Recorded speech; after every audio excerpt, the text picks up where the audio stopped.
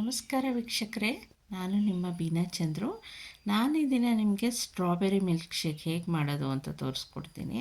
ಇದಕ್ಕೆ ಹಾಲು, ಸಕ್ಕರೆ, ಸ್ಟ್ರಾಬೆರಿ ಅಷ್ಟೇ ಮೂರೇ ರಿಕ್ವೈರ್ಮೆಂಟು. ನಾನು ಸ್ವಲ್ಪ ಐಸ್ ಕ್ರೀಮ್ನೂ ಆ್ಯಡ್ ಮಾಡ್ತಿದ್ದೀನಿ. ಮನೇಲಿ ಯಾವ ಐಸ್ ಕ್ರೀಮ್ ಇರುತ್ತೋ ಅದನ್ನು ಸೇರಿಸಿ ಮಾಡ್ತಾಯಿದ್ದೀನಿ. ಈಗ ಸ್ಟ್ರಾಬೆರಿನೆಲ್ಲ ತೊಳೆದು ನಾನು ಇಟ್ಕೊಂಡಿದ್ದೀನಿ. ಈ ತೊಳೆದು ಇಟ್ಕೊಂಡಿರೋ ಸ್ಟ್ರಾಬೆರಿದು ತೊಟ್ಟತ್ರ ಇರೋ ಎಲೆಗಳು, ಸಣ್ಣ ಸಣ್ಣ ಎಲೆಗಳಿರುತ್ತಲ್ಲ, ಆ ತೊಟ್ಟು ಎಲೆ ಅದನ್ನೆಲ್ಲ ತೆಗೆದಾಕ್ತಾಯಿದ್ದೀನಿ. ಇವಾಗೆಲ್ಲನೂ ನಾನು ಒಂದು 7-8 ಸ್ಟ್ರಾಬೆರಿ ಇಲ್ಲಿ ಇಟ್ಕೊಂಡಿದ್ದೀನಿ. ಈ ಸ್ಟ್ರಾಬೆರಿನೆಲ್ಲ ಇವಾಗ ಕಟ್ ಮಾಡ್ಕೋಬೇಕು, ಮಧ್ಯಕ್ಕೆ ಕಟ್ ಮಾಡ್ಕೊಬೇಕು.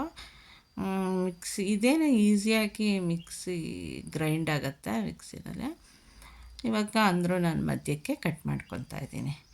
ಇವಾಗ ಇದೆಲ್ಲ ನೀಟಾಗಿ ಕಟ್ಟಾದಮೇಲೆ ನಾವು ಇದನ್ನು ಮಿಕ್ಸಿ ಜಾರ್ಗೆ ಹಾಕ್ಕೋಬೇಕಾಗುತ್ತೆ.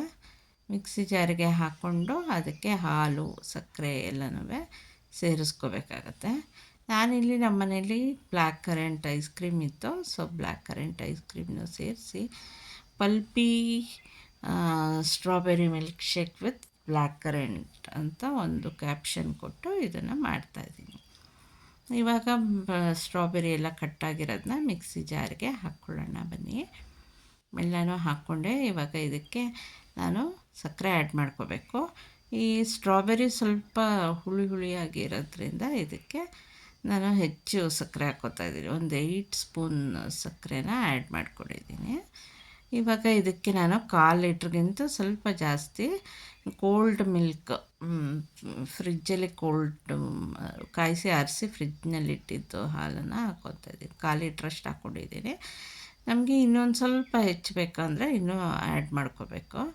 ಇದಕ್ಕೆ ನೀರು ಹಾಕ್ಬಾರ್ದು, ತಿಕ್ಕಾಗಿ ಇರಬೇಕು. ಕ್ರೀಮ್ ಇದ್ದರೆ ಕ್ರೀಮ್ನೂ ಆ್ಯಡ್ ಮಾಡ್ಬೋದು. ನಾನಿಲ್ಲಿ ಬ್ಲ್ಯಾಕ್ ಕರೆಂಟ್ ಐಸ್ ಕ್ರೀಮ್ ಇರೋ ಐಸ್ ಕ್ರೀಮ್ನ ಅದನ್ನು ಸಹ ಮಿಲ್ಕ್ ಶೇಕಿಗೆ ಆ್ಯಡ್ ಮಾಡ್ತಿದ್ದೀನಿ. ಇದೊಂಥರ ಫ್ಲೇವರ್ ಚೆನ್ನಾಗಿರುತ್ತೆ. ಇದನ್ನು ಆ್ಯಡ್ ಮಾಡಿಕೊಂಡು ಇವಾಗ ನಾವು ಇದನ್ನು ಗ್ರೈಂಡ್ ಮಾಡ್ಕೋಬೇಕು. ಗ್ರೈಂಡ್ ಮಾಡಿಕೊಂಡ್ರೆ ನಮ್ಮ ಇದು ಸ್ಟ್ರಾಬೆರಿ ಮಿಲ್ಕ್ ಶೇಕ್ ರೆಡಿ ಇದೆ. ಇವಾಗ ನೋಡಿ, ಇದನ್ನು ನಾವು ಸರ್ವಿಂಗ್ ಗ್ಲಾಸಸ್ಗೆ ಹಾಕಿ ಕುಡಿಬೋದು. ಈ ಬಿಸಿ ಬೇಗೆಯಲ್ಲಿ ಇದೊಂದು ಜ್ಯೂಸು ನಮಗೆ ಆಹ್ಲಾದಕರವಾಗಿ ಖುಷಿ ಕೊಡುತ್ತೆ.